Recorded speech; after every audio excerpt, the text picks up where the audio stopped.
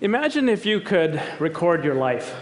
Everything you said, everything you did, available in a perfect memory store at your fingertips. So you could go back and find memorable moments and relive them, or sift through traces of time and discover patterns in your own life that previously had gone undiscovered. Well, that's exactly the journey that my family began 5.5 years ago. This is my wife and collaborator, Rupal, and on this day, at this moment, we walked into the house with our first child, our beautiful baby boy.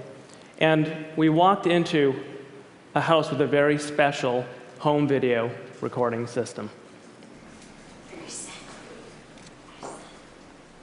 Ready? 1 second. Okay. This moment, and thousands of other moments special for us, were captured in our home because in every room in the house, if you looked up, you'd see a camera and a microphone. And if you looked down, you'd get this bird's eye view of the room. Here's our living room, the baby bedroom, kitchen, dining room, and the rest of the house. And all of these fed into a disk array that was designed for continuous capture. So here we are flying through a day in our home as we move from sunlit morning through incandescent evening, and finally lights out for the day. Over the course of 3 years, we recorded 8 to 10 hours a day, amassing roughly 250,000 hours of multi-track audio and video. So you're looking at a piece of what is by far the largest home video collection ever made. I think that's clear. And what this data represents for our family at a personal level, the impact has already been immense, and we're still learning its value. Countless moments of unsolicited, natural moments, not posed moments, are captured there, and we're starting to learn how to discover them and find them. But there's also a scientific reason that drove this project, which was to use this kind of natural longitudinal data to understand the process of how a child learns language, that child being my son. And so, with many privacy provisions put in place to protect everyone who's recorded in the data, we made elements of the data available to my trusted research team at MIT so we could start teasing apart patterns in this massive data set, trying to understand the influence of social environments on language acquisition. So we're looking here at one of the first things we started to do.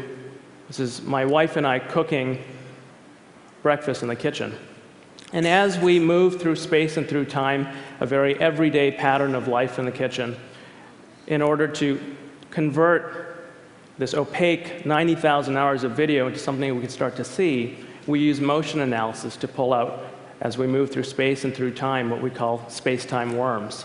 And this has become a part of our toolkit for being able to look and see where the activities are in the data, and with it, trace the patterns of, in particular, where my son moved throughout the home, so that we could focus our transcription efforts, all the speech environment around my son, all the words that he heard from myself, my wife, our nanny, and over time, the words he began to produce.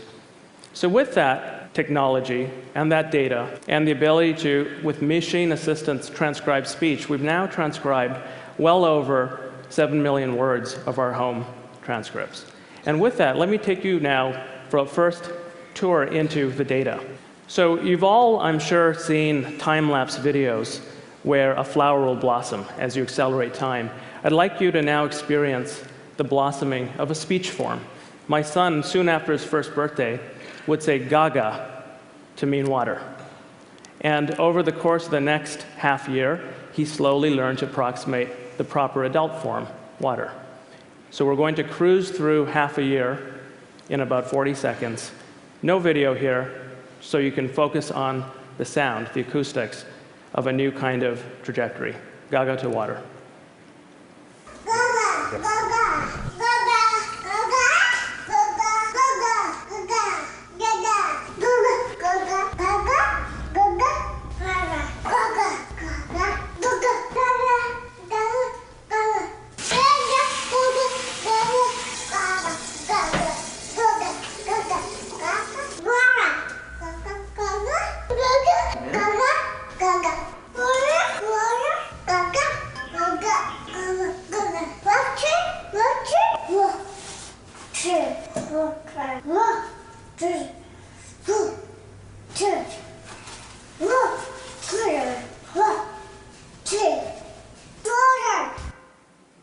He sure nailed it, didn't he?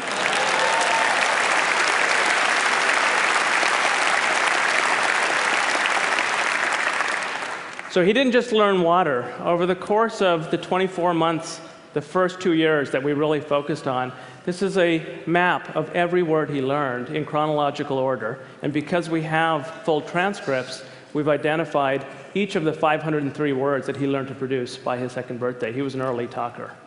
And so we started to analyze why. Why were certain words born before others? This is one of the first results that came out of our study a little over a year ago that really surprised us. The way to interpret this apparently simple graph is on the vertical is an indication of how complex caregiver utterances are based on the length of utterances. And the vertical axis is time. And all of the data we aligned based on the following idea. Every time my son would learn a word, we would trace back and look at all of the language he heard that contained that word. And we would plot the relative length of the utterances. And what we found was this curious phenomena that caregiver speech would systematically dip to a minimum, making language as simple as possible, and then slowly ascend back up in complexity. And the amazing thing was that that bounce, that dip, lined up almost precisely with when each word was born, word after word, systematically. So it appears that all 3 primary caregivers, myself, my wife, and our nanny, were systematically, and I would think subconsciously, restructuring our language to meet him at the moment of the birth of a word and bring him gently into more complex language. And the implications of this, there are many, but one I just want to point out is that there must be amazing feedback loops. It's not, of course, my son is learning from his linguistic environment, but the environment is learning from him. That environment, people, are in these tight feedback loops and creating a kind of scaffolding that has not been noticed until now. But that's looking at the speech context. What about the visual context? We're now looking at, think of this as a dollhouse cutaway of our house. We've taken those circular fisheye lens cameras and we've done some optical correction, and then we can bring it into 3-dimensional life. So welcome to my home. This is a moment, one moment captured across multiple cameras. The reason we did this is to create the ultimate memory machine, where you can go back and interactively fly around and then breathe video life into this system. What I'm going to do is give you an accelerated view of 30 minutes, again, of just life in the living room. That's me and my son on the floor, and there's video analytics that are tracking our movements. My son is leaving red ink, I'm leaving green ink. We're now on the couch looking out through the window at cars passing by, and finally my son playing in a walking toy by himself. Now we freeze the action, 30 minutes. We turn time into the vertical axis, and we open up for a view of these interaction traces we've just left behind. And we see these amazing structures. These little knots of 2 colors of thread we call social hotspots. The spiral thread we call a solo hotspot. And we think that these affect the way language is learned. What we'd like to do is start understanding the interaction between these patterns and the language that my son is exposed to see if we can predict how the structure of when words are heard affects when they're learned. So in other words, the relationship between words and what they're about in the world. So here's how we're approaching this. In this video, again, my son is being traced out. He's leaving red ink behind, and there's our nanny by the door. You want water? All right. She offers water, and off go the 2 worms over to the kitchen to get water.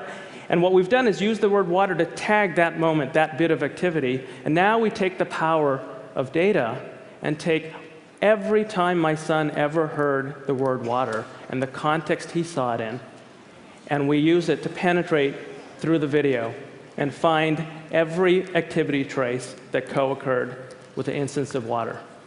And what this data leaves in its wake is a landscape.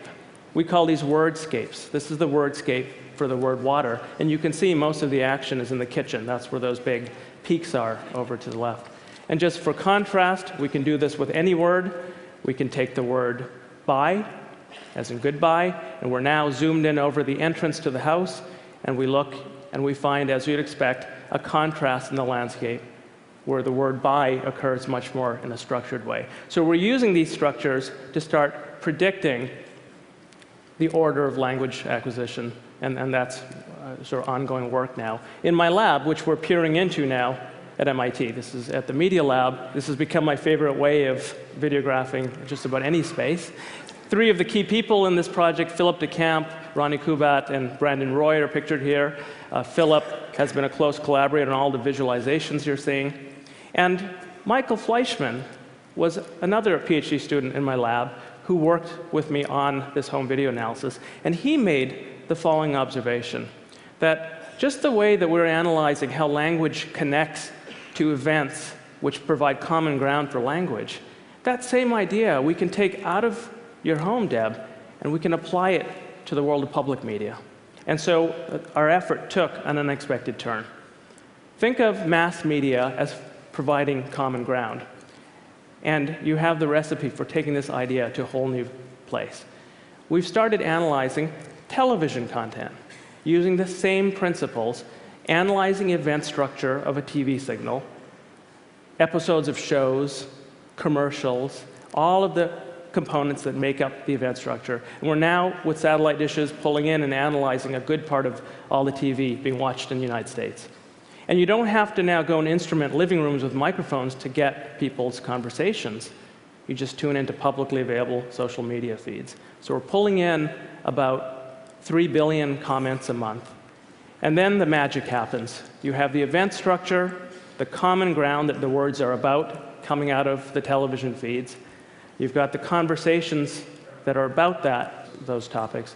And through semantic analysis, and this is actually real data you're looking at from our processing, each yellow line is showing a link being made between a comment in the wild and a piece of event structure coming out of the television signal. And the same idea now can be built up, and we get this wordscape, except now words are not assembled in my living room. Instead, the context, the common ground, the activities are the content on television that's driving the conversations. And so what we're seeing here, these skyscrapers now, are commentary that are linked to content on television. Same concept, but looking at communication dynamics in a very different sphere. So fundamentally, rather than, for example, measuring content based on how many people are watching, this gives us the basic data for looking at engagement properties of content. And just like we can look at feedback cycles and dynamics in a family, we can now open up the same concepts and look at much larger groups of people. This is a subset of data from our database, just 50,000 out of several million, and the social graph that connects them through publicly available sources. And if you put them on one plane, a second plane is where the content lives. So we have the programs and the sporting events and the commercials and all of the link structures that tie them together make a content graph. And then the important third dimension. Each of the links that you're seeing rendered here is an actual connection made between something someone said and a piece of content. And there are, again, now tens of millions of these links that give us the connective tissue of social graphs and how they relate to content. And we can now start to probe the structure in interesting ways. So if we, for example, trace the path of one piece of content that drives someone to comment on it, and then we follow where that comment goes and look at the entire social graph that becomes activated, and then trace back to see the relationship between that social graph and content, very interesting structure becomes visible. We call this a co-viewing clique, a virtual living room, if you will.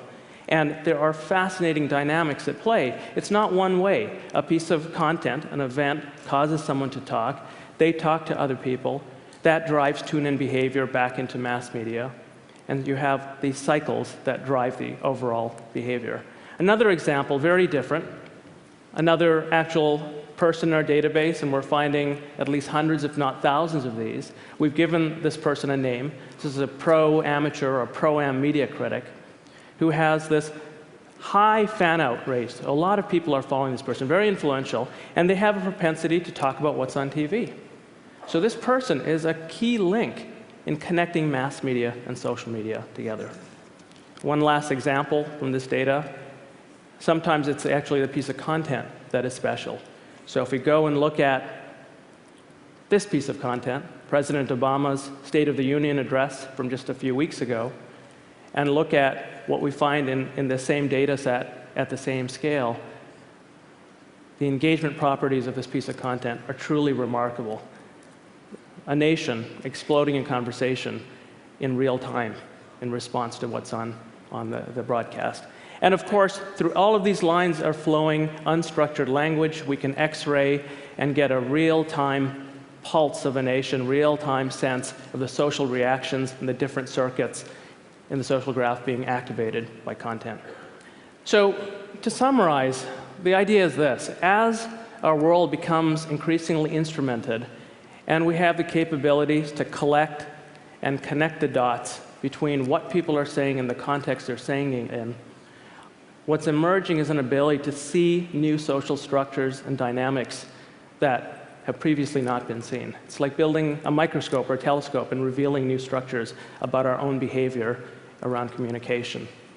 And I think the implications here are profound, whether it's for science, for commerce, for government, but perhaps most of all, for us as individuals.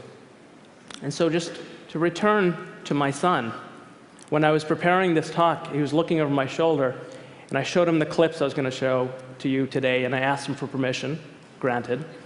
And then I went on to reflect, isn't it amazing? This entire database, all these recordings, I'm going to hand up to you and to your sister, who arrived 2 years later. And you guys are going to be able to go back and re-experience moments that you could never, with your biological memory, possibly remember the way you can now. And he was quiet for a moment, and I thought, what am I thinking? He's 5 years old. He's not going to understand this. And just as I was having that thought, he looked up at me and said, so that when I grow up, I can show this to my kids? And I thought, wow, this is powerful stuff. So I want to leave you with one last memorable moment from our family. This is the first time our son took more than 2 steps at once, captured on film. And I really want you to focus on something as I take you through. It's a cluttered environment, it's natural life. My mother's in the kitchen cooking, and of all places in the hallway, I realize he's about to do it, about to take more than 2 steps. And so you hear me encouraging him, realizing what's happening, and then the magic happens. Listen very carefully. About 3 steps in, he realizes something magic is happening. And the most amazing feedback loop of all kicks in, and he takes a breath in, and he whispers, wow. And instinctively, I echo back the same. And so let's fly back in time to that memorable moment.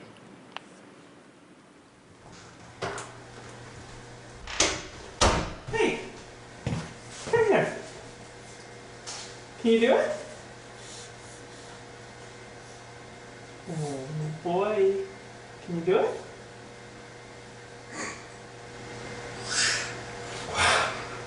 Now he's walking.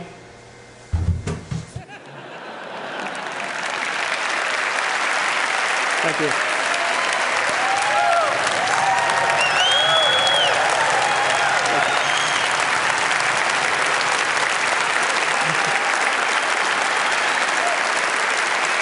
Thank you.